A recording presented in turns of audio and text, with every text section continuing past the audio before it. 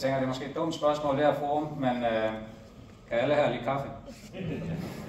Altså jeg vil sige, jeg vil gå så langt som til at sige, at jeg elsker kaffe. Elsker I kaffe? Hvordan er det så lige, man behandler det, man elsker? Jeg ved godt, vi siger, at det, man tugter, det, man elsker, det er også det, man tugter. Men vi vil jo alle sammen gerne behandle det, vi elsker, med kærlighed og omsorg. Så det vil jeg tale lidt om i dag. Og det her, det giver mig håb. Kaffe er et globalt landbrugsprodukt, som har ekstremt mange lig i lasten. Og jeg behøver ikke at gå alle de her udfordringer igennem. Jeg kommer til at tale om nogle af dem. Men håbet for mig, det er, at rundt omkring i verden, der findes der en masse smallholder farmers, som har taget skeen i egen hånd, og som ikke går og venter på en eller anden trepartsaftale, hvor det hele det ligesom bliver hjulpet på vej, men som tager fat i nogle af de muligheder, som ligger i verdenssystemer i øjeblikket. Vi ser det i Afrika i øjeblikket omkring det grønne bælte, hvor smallholder farmers er i gang med at genopbygge natur i deres udpinte regioner. Og vi ser det også i Brasilien med en herre, som på billedet her er en skyts. Han har regenereret et stykke landbrugsjord i Brasilien, som var afskovet, udpint, dødt, til i dag at være en kakaoproduktion i et skovlandbrug, som er registreret som et af de mest frodige områder i Brasilien, og som har 4 gange højere udbytte end konventionel kakaodyrkning i Brasilien. Det han gjorde, det er Ernst gjorde i kakao, det er vi i gang med at gøre i kaffen, sammen med Ernst. For vi har brug for skov og natur. Vi har brug for skov og natur for at leve. Alt liv på jorden afhænger af, at vi har skoven til at levere ilt, blandt andet. Men en af grundene til, at vi har brug for skoven, er, at al aktivitet på jorden udleder CO2. Jeg tænker, det er børnelærdom det her. Men fra vi står op om morgenen, til vi reelt set står op igen, så udleder vi CO2 som menneske, og kvæg det forbrug, vi har. CO2 er godt. Det er måske en af de myter, man godt kan gøre lidt op med, for CO2 er et produkt af naturen. CO2 er en del af den naturlige proces, som vi alle sammen er afhængige af. Uden CO2, ikke noget liv, ikke noget landbrug. Problemet er, at balancen med CO2, den er kappet over.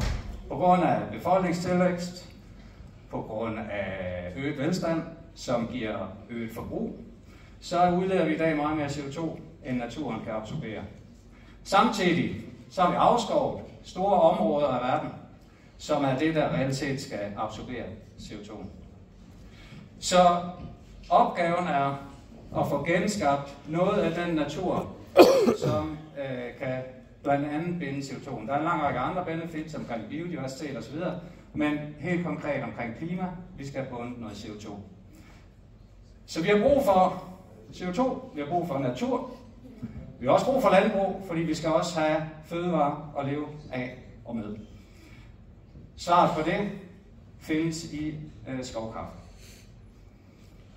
Eller skovlandbrug, lad os kalde det, fordi det gælder ikke kun i kaffe. Det er sådan set gældende for en lang række andre afgrøder, men særligt omkring de tropiske afgrøder, som kaffe er en del af, er det her en løsning, som har vist meget store og positive resultater og muligheder. Vi hos GrowGround, som er den virksomhed, jeg er direktør for, vi hjælper sammen med kaffefarmerne med at omstille deres produktioner. Mange af de her farmer, vi oplever, de har meget udpinte landbrug. Det går vi ind og hjælper med investering i omstilling, i træning, og får dem koblet over på et økosystem i form af et skovlandbrug. Og det gør vi, som sagt, sammen med blandt andet Ernst Skyts og hans team. Og så kan vi sikre bedre natur, beplantning, bedre dyreliv, fjerne CO2, og vi kan fremme indtægterne for farmerne. Fordi det er en af de skrøner, der er også omkring økologien. Man kan ikke bevare produktiviteten. Og jo, jeg skal fortælle jer, hvorfor vi kan gøre det, selvom vi også samtidig dyrker naturen. Men lad os lige kigge indledningsvis lidt tilbage på, hvor vi står i dag. Og Nu går jeg jo sådan lidt rundt og siger, at kaffen er død. Jeg vil gerne skylde mig at sige, at kaffen er ikke død, fordi vi netop har nogle løsninger. Men som det ser ud i dag, det billede, vi kigger ind i, 2050, efterspørgselen på kaffe er ekstremt stigende. Vi snakker om en tredobling i verden i 2050. Kina har fået smag for kaffe. Der er i dag flere kaffebarer i Kina end i USA. Indien har fået smag for kaffe. Det lægger et kæmpe tryk på leveringerne. Den udfordring, vi så til gengæld står med på den anden side, det er, at på grund af blandt andet klimaforandringer, men også på grund af den måde, vi har dyrket kaffen igennem de sidste, lad os sige 50 år, betyder, at man kigger ind i et fremtidsbillede, hvor kaffens dyrkningsarealer de vil være halveret. Det er jo en gigantisk perfekt storm, som vi står i som industri. Oprindeligt levede kaffen sådan her. Kaffen er en skovplante, oprindeligt opdaget i Etiopien, i højlandet, i tæt bevoksning. Det er faktisk sådan, at i alle regnskove i verden, der findes der kaffe i forskellige afarter. Vi er slet ikke færdige med at finde ud af de forskellige sorter af kaffe, som findes. Og alligevel, så har vi valgt i kaffeverdenen at køre strømlinjen ind. Vi siger, dem der hørte Lisbeth før, der er 2 varianter, der er Arabica og der er Robusta. Vi har valgt at køre ned ad et spor, ensart kaffen. Og det har vi også ude på markerne, ude i produktionsarealerne. Og når man tager sådan et billede som det her, det ser jo super flot ud. Lige linjer, fuld kontrol, det er grønt og lækkert. Og hvis der lige skulle komme lidt anden bevoksning end kaffen, så fyrer man lige lidt varmt op på, så ser det super lækkert ud igen. Problemet er, at det her det har vi gjort de sidste 50 år. Og ude i kafferegionerne, der ser det sådan her ud. Det her er en fortegnelse af, hvordan kafferegionerne mange steder i verden ser ud. Fordi den monokultur, vi har indført, ved at trække kaffeplanterne ud af sin oprindelige bevoksning, så har vi skabt en skrøbelig plante ved at fjerne al den øvrige vegetation, som er med til at sikre gødning og liv. Og så har vi skabt nærmest ørkener, som det her, hvor kaffeplanten står skrøbeligt tilbage, jorden er udpint, offer eller meget eksponeret i forhold til de klimaforandringer, som pågår med lange tørkeperioder, efterfulgt af meget kraftigere nedbør, som eroderer hele jordgrundlaget. Så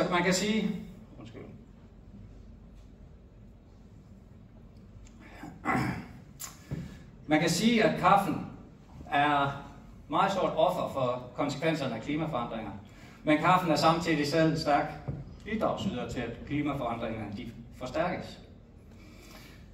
En anden måde, kaffen også påvirker til klimaforandringer, det er verdens afskovning. Det estimeres, at ca. 1,5-3% af den afskovning, der foregår i verden, den skyldes kaffeproduktion. Det har været den måde, man har kunne levere ind til efterspørgselen på, det har været ved at indtage nye områder.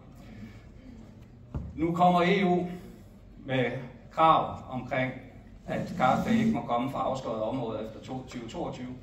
Det stiller ekstra udfordringer i forhold til den her efterspørgselsstigning, som vi skal møde. Så der er faktisk, altså hvis ikke det var for EU, så var kaffe en gigantisk udfordring i forhold til den eskalerende afskovning.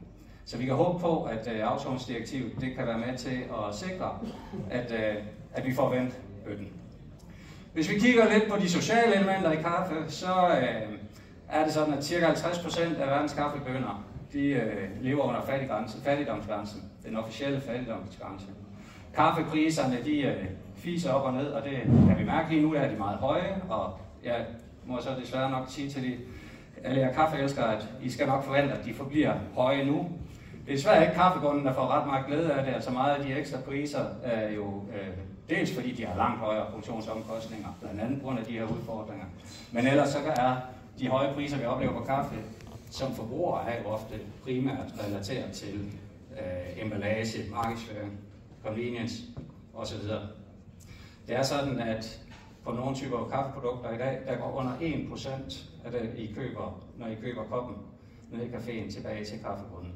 Så det er ikke kaffeprisen, der som sådan er den afgørende faktor for, at kaffe bliver dyrt. Men råvareprisen er dyr. Kaffebunden, han står fattigere tilbage. Jeg mødte Alonso her i Colombia for nogle år siden. Hans datter, hun vil ikke være kaffebunden. Hvorfor skulle hun? Han har lidt al den tid, og det er alt det, hun har set. Hun er i stedet for at rejse til storbyen Medellín, uden penge, uden uddannelse og uden noget socialt sikkerhedsnet. Det er et kæmpe problem i kaffeverdenen, at kaffefarmerne de bliver ældre og ældre. I et land som Kenya, der er kaffefarmernes gennemsnitsalder, den er højere end landets gennemsnitsalder. Kæmpe udfordring. Og i takt med, at farmerne bliver fattigere, stiger risikoen for migration. Der er ca. 20-25 millioner smallholder farmers i kaffeverdenen i verden. Cirka 100 millioner mennesker er afhængige af den indtægt, de får fra kaffe. Hvis de sættes i bevægelse, fordi de ikke har noget at leve af, så står vi altså med en rimelig stor sikkerhedsrisiko også i vores del af verden. Det er sket. Man ser det i Mellemamerika. Nogle af de migrationsbølger, vi har oplevet mod den amerikanske sydlige grænse, det er rent faktisk startet ude i kafferegionerne i Honduras og Guatemala. Og under den tidligere Trump-regering var han ude at true med at sætte hæren ind i forhold til det. Så det er også stor politik, det her. En eskalerende bølge, som jeg håber, I forstår. The urgency, vi er nødt til at gøre noget ved det her. Men altså det gode er, at der også findes løsninger på det. Og jeg har troen på, at vi kan ændre på det her. Jeg har også troen på, at vi begynder, og det vil ved at gå op for os, hvor vigtigt det er, at vi får gjort noget ved det. Men det kræver, og det er her mit håb ligger, det kræver, at vi kan arbejde sammen. At vi kan arbejde sammen på tværs af brands og virksomheder. Vi kan arbejde sammen på tværs af lande og regioner. De udfordringer, vi står med i kaffeverdenen, de er langt større, end man kan sidde i en enkeltstående virksomhed som bæredygtighedsansvarlig at løse. Vi kan ikke løse de her problemer i vores små siloer. Vi er nødt til at skabe løsninger på tværs af industrien, og også for andre industrier med. Det gode er, at kaffe er sådan et produkt, som har rigtig meget interesse, og der er rigtig mange, der kigger til kaffeverdenen. Vi kan vise vejen, også for andre typer afgrøder. Nu nævnte jeg afskovningsdirektivet. Det omhandler 7 forskellige commodities eller råvarer. Kakao, tømmer, soja, palmeolie osv. Kan vi vise vejen i kaffe, så har vi også en løsning, der kan bruges på andre afgrøder. Tak, Frederik. Ja, for vi skal gerne have kampgejsten frem, og det er faktisk en del af mit budskab i det her. Jeg satte mig ned og tænkte, hvad vil jeg gerne bruge mit resterende del af mit arbejdsliv på? Jeg har arbejdet i 20 år i kaffeverdenen. Jeg har arbejdet som udviklingschef i Peter Larsen Kaffe og som innovationsdirektør i Løfberg, som er en af Europas førende kaffevirksomheder. Jeg har været entreprenør, haft egne kaffebarer. Jeg har været sådan der hele vejen rundt. Jeg har været involveret i en lang række projekter rundt i kaffens verden. Jeg har mødt utallige kaffefarmere og talt med dem undervejs. Men fra årsskiftet, der tog jeg et drastisk skifte. Fordi, som sagt, jeg tror ikke på, at vi kan sidde i vores egen små siloer og løse det her. Men jeg tror også på, at den udfordring, vi står med, den rummer så ufattelig mange muligheder. Der er muligheder, hvis vi tager fat, går efter de løsninger, der findes, og hvis vi gør det sammen. Og det, at vi skal gøre det sammen, og på tværs af industrien, gjorde, at jeg var med til at stifte GoGrounds. Og sammen med min partner, der viser vi en vej frem. For ja, vi kan genskabe frugtbarhed ude i kafferegionerne. Det behøver ikke at se udtørt og udpint ud, som det vi ser billedet fra Brasilien her. Vi ved, hvordan vi skal designe skovsystemer, som i flere vækstlag kan genskabe frugtbarhed og genskabe den naturlige vegetation, og vel at mærke i harmoni med det landbrug, vi skal bruge. Ernst Götz, som jeg har vist det, han har 4-doblet sin produktion i forhold til konventionel kakaodyrkning. Det samme kan vi gøre i kaffens verden. Og ja, vi kan gøre op med brugen af gift i produktionen.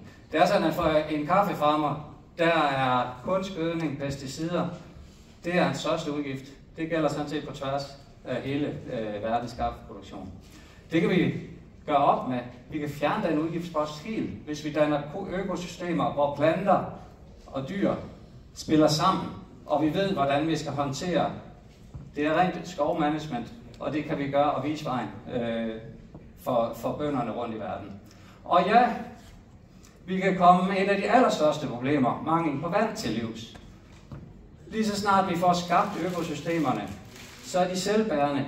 Altså man vander ikke en skov. De sikrer egen vegetation, optaget af CO2, er med til at formulde jorden, med til at holde på fugten. De nye typer planter med længere rødder er med til at sikre vandforsyninger længere ned fra undergrunden osv. Så ved at genskabe skovlandbruget, så kan vi få skabt et naturligt vandingssystem. Og ja, jeg har nævnt det, CO2. Vi kan fjerne CO2'en, vi kan gøre kaffeproduktion CO2-positiv, fordi vi netop ved at putte den tilbage i skoven, skaber vi ny natur, som binder CO2, så vi kan gøre det sådan, at vi binder mere CO2, end selve kaffeproduktionen udleder. For tilbage til, al aktivitet udleder CO2. Det gør kaffeproduktion også, men det positive er som sagt, at vi kan neutralisere det og endda binde mere CO2, end vi udleder ved at dyrke kaffen. Og ja, vi kan også gøre det til en økonomisk gevinst. Ikke bare for os, men også for farmerne. Der findes nye værktøjer, som vi kan tage i brug. Et af dem, det er det hastigt stigende carbonmarked, hvor CO2-binding kan sælges til virksomheder, som har udfordringer med deres regnskaber, klimaregnskaber, skal reducere CO2.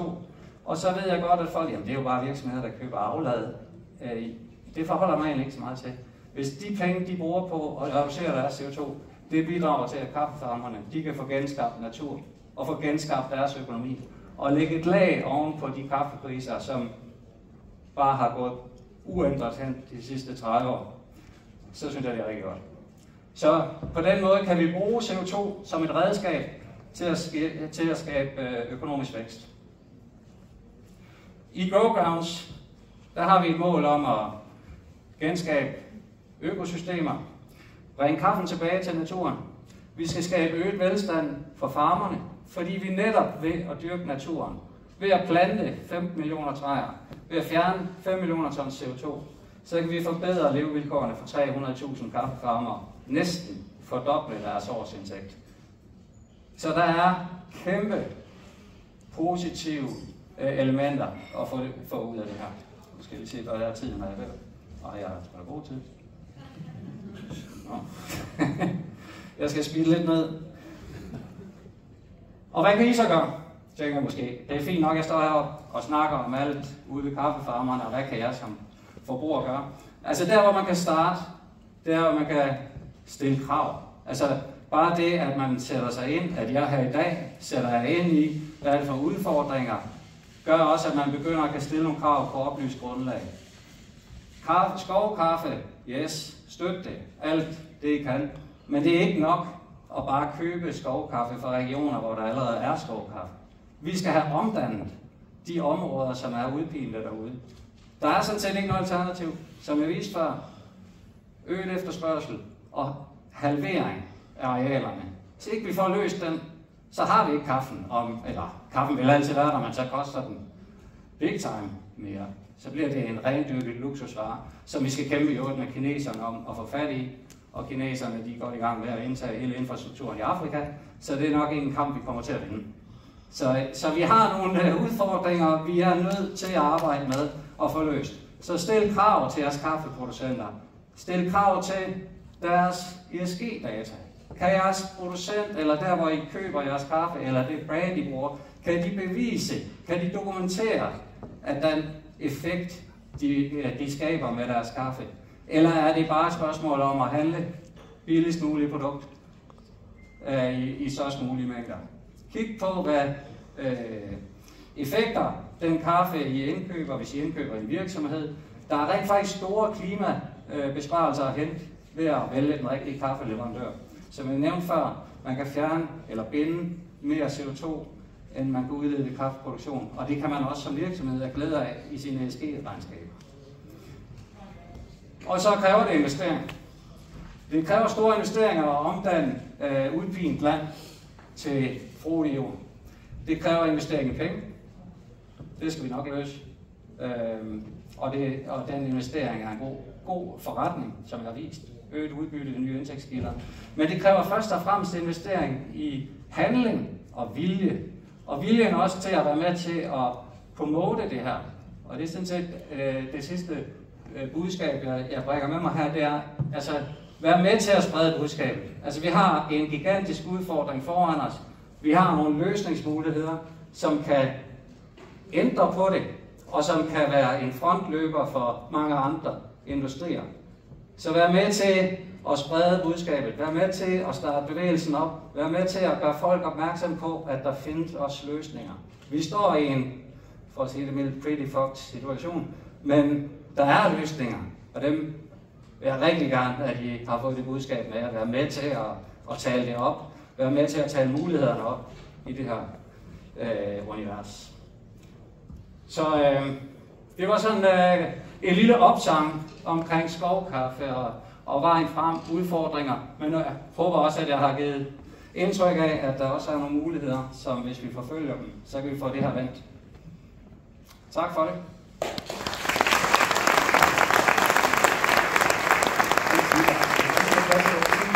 Jeg har ikke spørgsmål.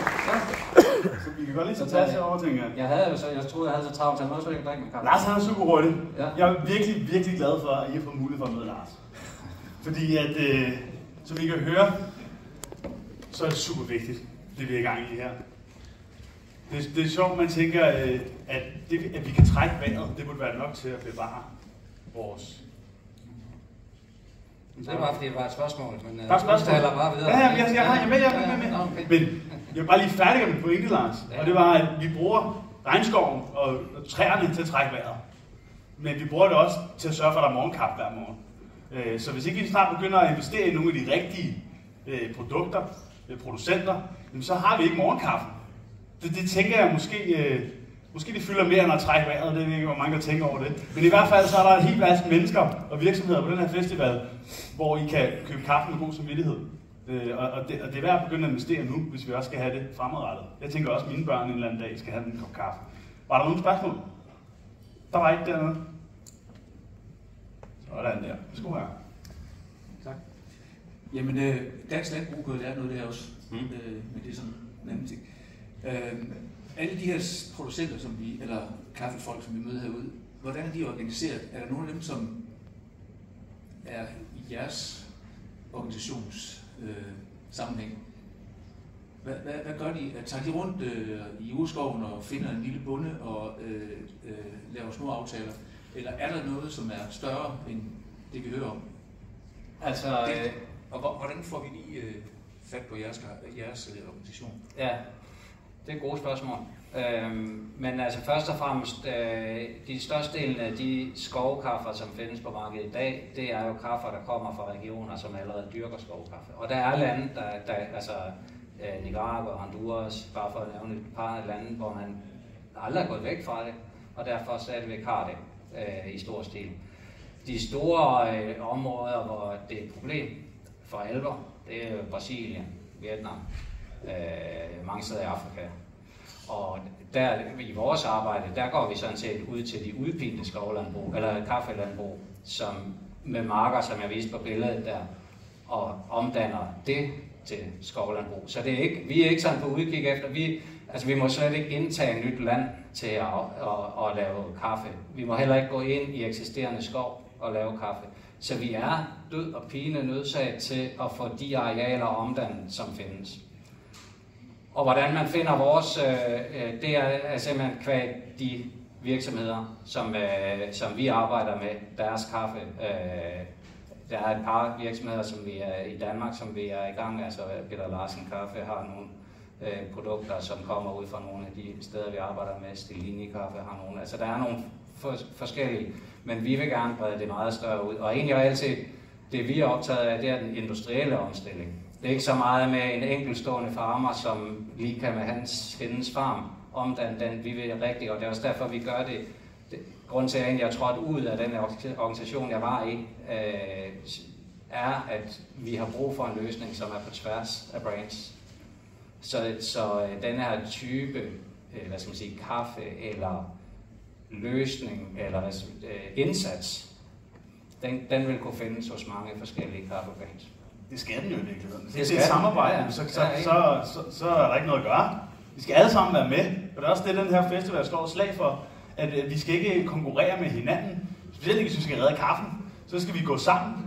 Fordi alle de mennesker, der er her i dag, de virksomheder, de er en del af løsningen, og de vil de samme ting. Og derfor så er det vigtigt at begynde at investere i den gode kaffe, som man gerne vil have. Jeg tror, det er vigtigt at forstå, at det er ikke alle, der har det gået op for, at vi er nødt til at gøre det sammen. Og derfor er der jo stadigvæk den der. Og det skal der er også, vi er også i en konkurrence, vi er et marked, hvor man konkurrerer med hinanden. Men der er bare én ting, vi alle sammen er afhængige af, det er, at vi har forsyninger af varer. Og uanset hvad du er for en virksomhed, så er du underlagt den udfordring, vi står med, at tredobling af forbrug og halvering af areal, det kommer til at ramme alle kaffevirksomheder.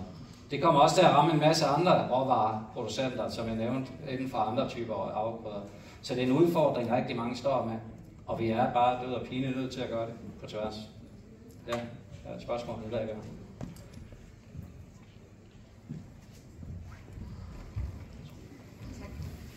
Ja, tak for et mega spændende foredrag.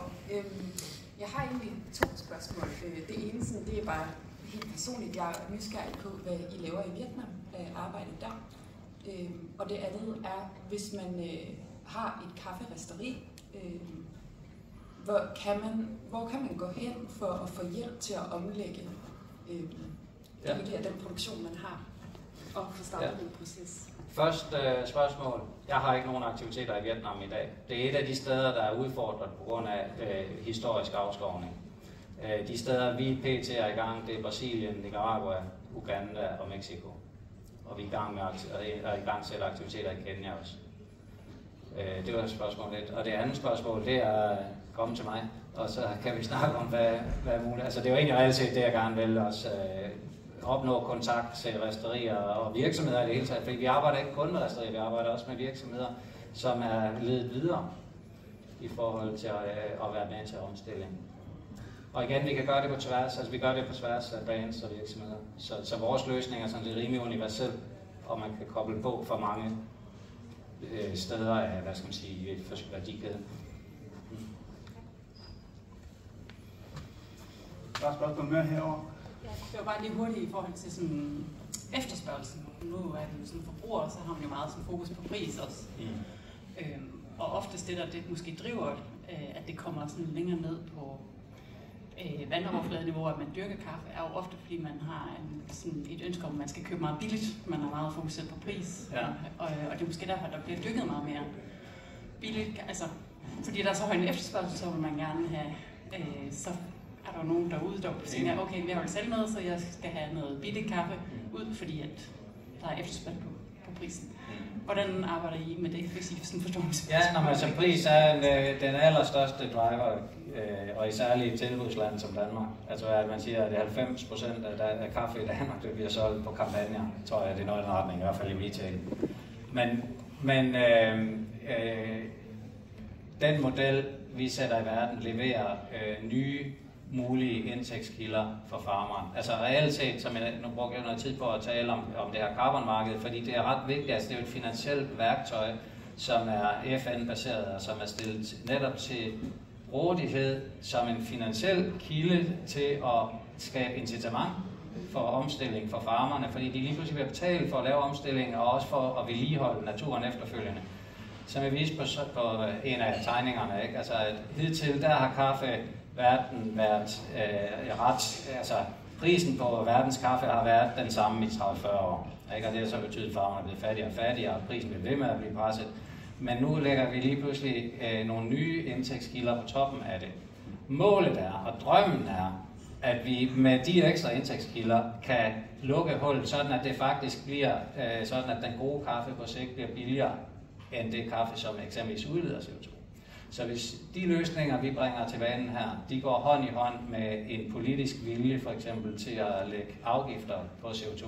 Og det har man i EU. Lige nu der kommer nye og forhøjede krav til klimareduktion for virksomheder. Og mange af de her råvarer, tilsætning, nu nævnte jeg pesticider og kunstgødning osv., det kan godt være, at der ikke bliver lagt CO2-afgifter på farmeren direkte, men de bliver indirekte, fordi der bliver lagt øgede afgifter på den type produkter, som pesticider, eksempelvis altså giftstoffer. Så automatisk vil den konventionelle produktion blive dyrere, samtidig med at nye potentielle indtægtskilder for farmerne vil gøre, at de tjener penge på andre ting. Forhåbentlig, og det er bare hans bog, det er, at forhåbentlig, når vi kigger lidt ud i fremtiden, så vil de krydse hinanden, hvor i dag du går ned og køber en konventionel kylling eller kaffe for den sags skyld, så er det jo meget billigere end eksempelvis den økologiske eller skovkaffen. Forhåbentlig kan vi få det til at krydse, så det bliver modsat. Men lige nu er det en investering. Altså det er det, og det er også det det er jo mit største arbejde som direktør i den her virksomhed, det er jo at få overtalt virksomheder, både inden for kaffe og uden for kaffe, om at være villige til at se det her som en investering, som også har et afkast. Så. Man kan vel også godt argumentere for, at vi skal drikke det måske lidt mindre, men bedre kaffe. Og hvis du brygger en kande kaffe, og den er blevet kold, så hælder du det ikke ud. Fordi kaffe er en meget dyrebar råvare. Så hele relationen til, hvordan vi ser på kaffe, og hele den industri, der bygger op omkring, altså de mennesker, der dyrkede det for 100-200 år siden, det var ikke mennesker, der skulle arbejde, penge for deres arbejde. Nej. Så derfor så vores relation til, hvad en pose kaffe skal koste, den er helt forringet. Enig. Men nu skal vi jo snakke cirkularitet senere også. Ja. Og faktisk landbrug i sin grundform, kaffedyrking, altså det er jo cirkulært i sin grundform, og der er ikke noget rester. Altså bag vores snak senere, ikke, hvor man ved i dag, at under 1% af næringen i kaffen for eksempel, det er anvendt. Altså begynder man at anvende mere næring, så vil det også godt kunne påvirke priser og så videre. Vi må også snakke om det her skovlandbrug, altså hvis man skaber det unikke system, jamen så opretholder det sig selv. Så grunden til, at vi måske i første omgang har fortsat den her monokultur, det er jo fordi, vi vil effektivisere og høste mere og mere. Og det er jo det, der foregår i hele den verden, vi er en del af. Altså, vi høster en masse og dyrker en masse, men smider alle landet ud alligevel. Ja. Og det er jo landbruget i sin grund. Ja. Og det er jo den måde, man har dyrket landbruget, og det var jo efter bedste overbevisning, og det var jo også super effektivt. Altså lige indtil det ikke var det længere. Altså, det er jo fordi jorden bliver udpint, og man får nogle andre ud, for lige pludselig så er man med til at skabe klimaforandringer, som gør det endnu værre, ikke? Og så det er sådan en negativ spiral, og det er jo den negative spiral. Altså alternativet til, hvis man kun er prisfokuseret og ikke vil betale mere for, så alternativet er jo bare, at man kigger ind i fremtidsscenariet, hvor der ikke er noget. Ja. Altså, det kan man jo også vælge, men så gør man det i hvert fald oplyst nu. Bum. Og I skal ud og dele ordet jo. Og udover den her lille snak, som Lars og jeg har nu, og tak for et virkelig godt oplæg, Lars, så fortsætter vi jo dagen med en masse spændende paneldebatter her lidt senere, om en halv times tid. Så går der en masse af de helte, der står herude på pladsen nu og serverer kaffe. Super travlt med det. De kommer herinde i stolene og sidder. Lars vender også tilbage. Han har også et lille oplæg herude, det hedder Fra Grums til Guld. Og han har faktisk om, hvad der egentlig sker med kaffen, efter at den er blevet brygget. Fordi Lars har fortalt mig det for, tror det er 5 års tid siden, så sagde han til mig, når vi brygget en kop kaffe, så har vi kun udnyttet omkring 2% af potentialet. Det er faktisk mindre. Det er mindre. Under 2% af potentialet har vi udnyttet. Det vil sige, det grums, der er tilbage, det kan man bruge til sindssygt mange forskellige ting. Og det går Lars ud og fortæller en lille smule om, for det har han også haft erfaring med. Men udover det, så har vi også en hel paneldebat, hvor Lars også sidder med i panelet sammen med en masse andre virkelig spændende virksomheder, som har taget det her kaffegrums og tænkt, hvad fanden kan vi gøre med det? Hvordan kan vi skabe nogle innovative nye produkter? Og det er jo den måde, man skal tænke på, hvis man skal skabe en fornuftig fremtid og en bæredygtig fremtid. Så nytter det ikke noget, hvis vi lader alting ud hele tiden. Vi skal bruge det. Der er en herovre med et spørgsmål, det har jeg set. Jeg kan godt bare råbe højt, hvis det er. Han råber bare højt, hvis det er. Tak for din forklaring omkring det her med, at vi i fremtiden forventeligt kan udnytte markedsøkonomiske kræfter til at fremme bæredygtighed i produktionen af fødevarer. Det er jeg også sikker på, ligesom min medtilskuer her sagde, at det kunne vi også lære noget om i dansk landbrug. Derudover så vil jeg spørge dig udover, at jeg sådan set er enig med dig rent politisk set i, at regulering må være vejen frem indtil videre. Hvad gør du så for at prøve at overbevise industrien om at gøre en ekstra indsats og gøre en investering? Her nu hørte jeg, du sagde, at Larsen Kaffe er kommet med på banen. Du producerer selvfølgelig stadigvæk meget billig konventionel kaffe. Så hvad er det, du bruger for nogle tricks til at overtale dem, udover forhåbentlig, at de kan ramme en form for nichemarked blandt os, der er her i dag? Det er super. Det er også virkelig et dejligt spørgsmål. Fordi at, altså i bund og grund tænker jeg bruger hver eneste dag og time af mit arbejdsliv på at prøve at udbrede sagen. Prøve at vise, at det skal så siges, jeg er sådan lidt dystert anlæggende af person, så jeg kan godt virkelig falde ned i et hul og tænke, at nej, det hele det bare, det kommer slet ikke. Men problemet er jo bare, at hvis vi fastholder os i at hele tiden at bare kigge på, hvor skidt det ser ud, så får vi ikke nogen med på. Så jeg oplever meget at tale ind i mulighederne. For alle vil gerne, altså hvis du har en virksomhed, uanset om den er stor eller lille, så vil du gerne kigge ind i et vindue, hvor du kan se muligheder for at udvikle din forretning. Og det betyder også, at for at udvikle den forsyning, der er der til. Så jeg tror faktisk, det er det vigtigste værktøj, det er det der med at tale ind i, at jamen, der findes muligheder derude. Altså vi skal bare bakke det op, fordi så kan vi godt få det i gang. Altså jeg er tilbage til det, jeg siger, noget af det allervigtigste, det er jo viljen, og viljen til at handle, og viljen til at sætte i gang og støtte de aktiviteter op, der er. Og det føler jeg faktisk, altså jeg har ikke noget, jeg får føler mig rimelig velmodtaget hos, altså jeg tror efterhånden, jeg har været rundt med de fleste, i hvert fald de større kaffevirksomheder i Danmark, og der føler jeg mig rimelig velmodtaget. Så er det så selvfølgelig lige, om de lige synes, at det er lige det her, eller om man har super meget i gang selv, man gerne vil. Altså det er jo den diskussion, hvordan kan vi skabe en interesse for at skabe noget tværbranche, fordi alle sidder og kigger, som du måske også spørger lidt ind, altså alle sidder og kigger på, hvad kan jeg lide, og hvad kan være min hemmelighed, som de andre ikke har opdaget. Men der prøver på at være sådan lidt mere fundamentalt i min tilgang, sådan at alle brands kan lægge deres egen markedsføring på, deres egen kommunikation. Fordi det jeg er egentlig optaget af, det er at få skabt den omstilling ved det. Og det føler vi modtaget godt. Så er det en fremtidssikring og en bæredygtighed i produktionskæden, at de her store firmaer? Yes. Eller? Ja. Det er fremtidssikring af forsyninger. For alle kan se, at hvis ikke vi gør noget, så bliver det svært. Tak. Meget hurtigt spørgsmål til sidst. Ja, det lyder som om, altså det her det er sådan på det store plan. Ja. I Danmark der har vi noget, der hedder andelsgårde for eksempel, hvor man som forbruger kan være med til at tage noget ansvar. Men det er ikke det, du snakker om her, vel? Kan vi som kaffekøber, kan vi være med her på en måde, som for eksempel de andelsgårde? Jeg har lidt, undskyld, nej, jeg er ikke færdig med at stille spørgsmål. Ja. Altså det er mere, at man vil gerne gå efter et kvalitetsprodukt, og prisen er ikke nødvendigvis det vigtigste. Og så støtter man sådan ting her. Kan vi... Min drøm er at få koblet den forbruger til... vi er der ikke endnu. Fordi vi er simpelthen afhængige af at få nogle af de store industriaktører med, for at få skabt skala. Fordi det nytter ikke noget, som også man kan godt... Altså, det nytter ikke noget sådan en slags direct trade model, hvor vi går ned og finder nogle små farmere, som så på deres lille areal. Altså vi er simpelthen nødt til at få det udbredt. Derfor så tager vi også fat i det på kooperativ niveau, altså som typisk har 1.000 til 5-10.000 farmere koblet til sit. Altså, og det er på det niveau, vi skal have gjort det, så vi kan få... Du skal også op på et vis, altså du skal faktisk op omkring 500 hektar, før du for alvor får skabt økosystemerne, som er selvregulerende, som jeg nævnte. Altså, så vi skal gøre det, tage det til industrielt, og derfor har jeg brug for, at de store spillere spiller med. Ja, tak. Vi er nødt til at lade Lars gå nu, for han skal videre til det næste. Ja, tak. Fra Grums til Guld. Tusind tak, Lars, fordi du blev med i denne dag.